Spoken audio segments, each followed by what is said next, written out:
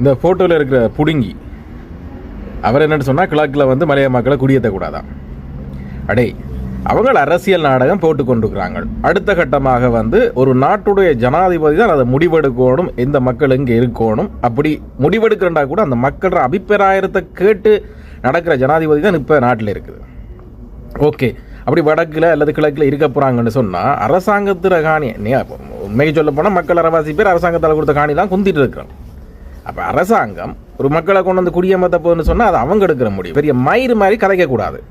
பூனைக்கு மணி கட்டினது கல்யாணம் நடந்த கதையெல்லாம் வந்து அது நம்மளோட சமூகத்துக்குரியது, நம்ம அரசியலுக்குரியது, அது நம்ம பார்த்துக்கொள்ளணும். அதையும் இந்த மக்களோட வாழ்க்கையோட வச்சு விளையாடக்கூடாது. பெரும்பான்மை எனக்கு தெரியும், நீங்கள் எந்த கராங்குடி வேலைக்கு துள்றீங்கன்னு எனக்கு தெரியும்.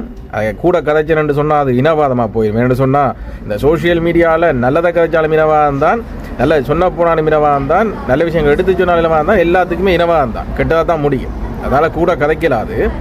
ஆனால் நீங்கள் என்னத்துக்கு துள்றீங்கன்னு விளங்குது. நான் நேற்று செய்தியில் சொன்னேன், பெரும்பான்மை என்று உண்டு, அதெல்லாம் விளக்கமாக சொன்னால் பிரச்சனை வரும். அதால் நீங்கள் அதுக்கு தான் துள்றீங்கன்னு விளங்குது.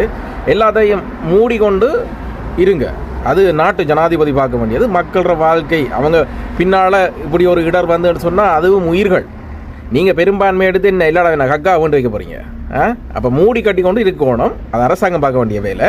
மலைய மக்களுக்கு அது நாடகம் போடுறாங்க இப்போ தமிழ் அரசியல்வாதிகள். அது நாங்கள் ஏற்றுக்கொள்ள மாட்டோம் கடைசி வரைக்கும். ஏன்னு சொன்னால் அவங்களோட வாழ்வாதாரம் எல்லாம் வந்து மலையத்தை சார்ந்தது. ஒருவேளை இனி இல்லைண்டு அவங்க அங்கே தான் வரணுமென்று சொன்னால் நாங்கள் இடம் கொடுக்கத்தான் வேணும். நீங்கள் எல்லாத்தையும் கல்யாணம் ஆச்சா, பூனைக்கும் எலிக்கும் கல்யாணம் ஆச்சான்னு சொல்லலாம். அது எங்கட பிரச்சனைகள் என்ன? நாங்கள் நியமித்து வச்ச பிரதிநிதிகள் இன்றைக்கு அவங்க வந்து தங்களோட சுக வாழ்க்கைக்காக இப்படி கல்யாணம் கட்டுறாங்க பூனைக்கும் எலிக்கும். அப்போ அது நாங்கள் பார்க்க வேண்டியது. அதை வந்து மலைய மக்களோட ஒத்து வச்சு கதைக்கக்கூடாது. விளங்குதான்? அரசியலில் இருக்கிற முண்டாக்காண்டி வாயில் வந்ததெல்லாம் கதைக்கலாம் வேண்டும், நாங்கள் சிந்திக்கிறதா நடக்கணும்னு சொல்லி நினைச்சா